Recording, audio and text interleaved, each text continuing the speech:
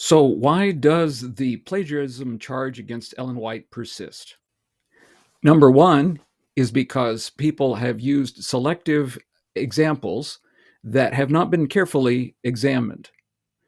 And when you do look at those examples, you recognize that they are quite limited in the number that are used that way. They are the thought gems that she has adapted, but it's not the large scale borrowing that people have asserted.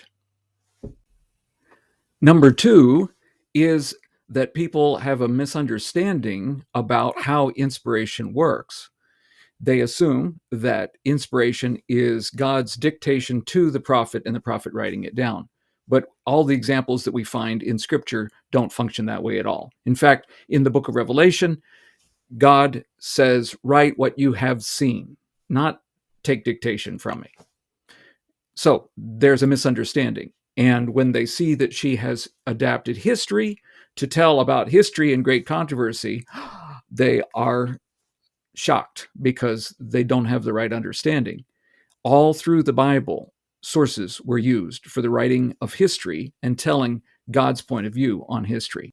The same thing is true of the Gospels. Luke used sources in order to tell the story, and that is fully inspired. Number three, people need something to hold against Ellen White so that they can disregard her. This is a common practice in the world. We see it in politics, we see it in marriages, we see it in relationships. In order to be able to minimize somebody else, we find something that we can pick a flaw with them.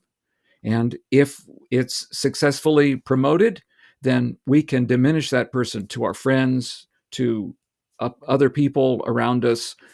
And that is what's being done with Ellen White. Because when I can show that each of these other points are not valid, people have a hard time with it because they need Ellen White to be diminished.